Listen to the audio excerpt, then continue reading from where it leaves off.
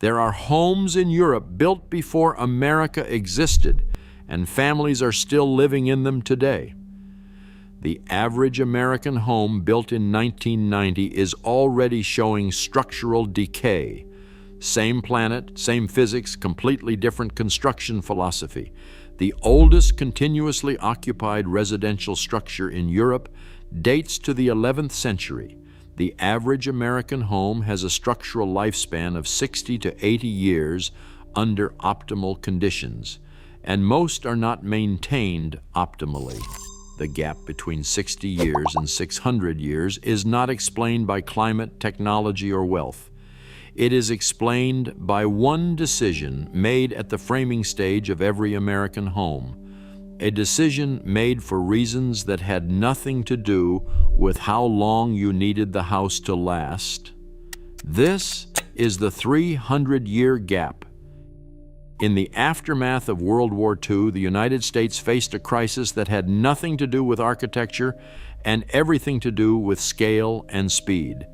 Millions of returning veterans and their families needed homes, and they needed them fast. Federal policy responded with the GI Bill and revised FHA underwriting, unlocking a tidal wave of low-interest mortgages. But the real transformation happened not in Washington, but in the fields of Long Island, where William Levitt and his crews turned housing into a production line. Levitt's approach was unapologetically industrial. His team split construction into 27 tightly sequenced steps, each handled by a specialized crew. Pre-cut dimensional lumber arrived in labeled bundles. Walls were framed on the ground, lifted into place, and nailed together in minutes. Floor by floor, the structure rose, each platform supporting the next. The process was so streamlined that Levitt advertised that a house could be assembled in the time it took to eat lunch. A house in minutes. In reality, the shell went up in under half an hour, with finishing trades following in lockstep behind. This was not craftsmanship for the ages. This was platform framing, with 2x4 studs cut to story height, OSB or plywood sheathing, and a roof truss system, all optimized for speed, uniformity, and the lowest possible labor cost. The 1947 FHA construction manual codified these methods, making platform framing the national standard for homes eligible for federal insurance. Levitt's model proved that a crew of unskilled workers could raise 30 houses a day, each indistinguishable from the last, each built for the immediate needs of a booming population. Permanence was never part of the specification. The American homeowner inherited a system designed for wartime urgency, a 30-year mortgage asset, not a generational structure. The logic of the assembly line, not the cathedral. Load-bearing. Masonry stands apart from the logic of the assembly line. In this system, the wall itself is the structure, solid brick, stone, or block, stacked course by course, each unit locked in place by mortar. The compressive strength of these walls allows vertical loads to travel straight down, distributing weight evenly to the foundation without reliance on hidden frames or layered sheathing.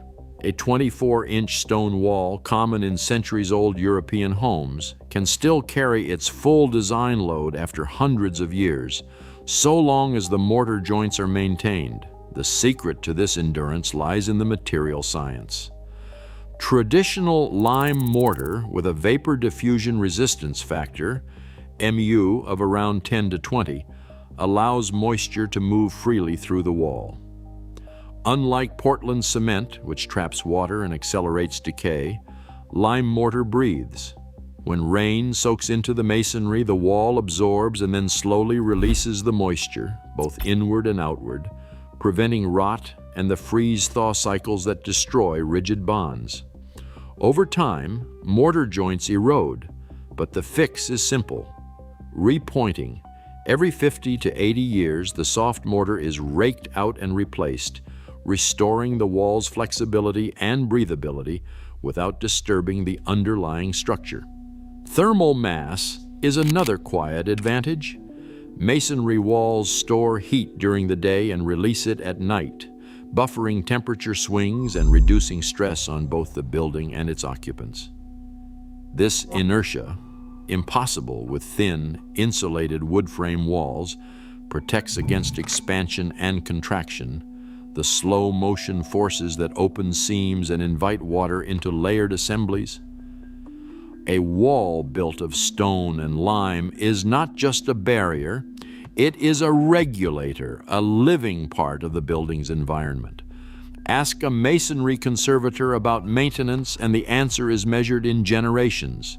The structure is designed to be repointed, not rebuilt. The wall's job is to last. The result is a home that endures centuries, not decades, a generational structure, not a 30-year asset. Decay in a modern American home begins at the envelope. The moment OSB sheathing meets the elements, a clock starts ticking. Moisture finds its way in through a mist flashing, a hairline crack, or a poorly sealed window. Laboratory tests show OSB, the engineered wood panel that wraps most platform frames, loses up to a quarter of its strength after just 30 cycles of wetting and drying. Edges peel back within months if relative humidity stays above 85% for even 2 days. Field inspectors tracking homes built between 1995 and 2005 have documented edge delamination after every major intrusion event, on average once every 8 years in temperate climates. The rim joist, that band of lumber tying the floor to the wall, is especially vulnerable. In a forensic survey of homes built after 2000, more than a third showed deep rot at the rim after a single roof-to-wall leak. When water enters more than 3 times in a decade, the odds of major rot jump to over 70%. Each event leaves behind not just softened wood, but a fungal footprint, mold colonies that thrive in the dark, insulated cavity. The cadence is relentless. HUD surveys report a moisture intrusion in nearly every American home every 8 to 10 years. By year 30, half of all platform-framed houses have needed at least one major repair: OSB replacement, joist reinforcement, or foundation waterproofing. In contrast, a solid masonry building of the same age might see nothing more than a round of mortar repointing, a generational tune-up, not a structural rescue. This is not a story of catastrophic failure, but of slow, predictable attrition, one intrusion at a time, every decade, until the asset demands a reckoning. A platform-framed house built to meet the urgency of the post-war housing boom comes with a hidden price tag that stretches far beyond the closing table. The upfront cost of a solid masonry home, stone or brick laid course by course, lands somewhere between $30,000 and $60,000 above its wood-framed counterpart, depending on region and finish. For most buyers, that premium feels insurmountable, a barrier that steers them toward dimensional lumber and OSB sheathing. But the ledger does not close at move-in. Over a typical 30-year mortgage, the maintenance burden for the American platform frame is relentless. National surveys and homeowner interviews point to a recurring cycle: roof replacement, siding repairs, window resealing, and most costly, structural intervention after moisture finds its way inside. The sum is sobering. Average maintenance and repair costs for a standard 2,500 square foot wood frame house reach $80,000 to $120,000 over 3 decades. Major remediation such as OSB replacement, joist reinforcement, and foundation waterproofing accounts for most of that total. By contrast, a masonry home of the same size typically requires $15,000 to $25,000, mostly for periodic repointing and roof work. The system splits the incentives. Builders optimize for speed and price, reaping profit at sale, while the long tail of decay falls on the homeowner. The American dream of ownership quietly transforms into a cycle of deferred maintenance and mounting expense. It becomes a 30-year asset, not a generational structure.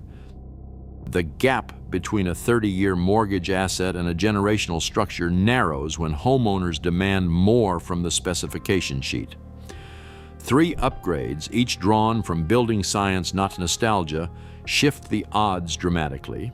Insulated concrete forms, ICF, replace the hollow platform frame with a monolithic core. Each block interlocks, then fills with reinforced concrete, creating walls that resist both water and air.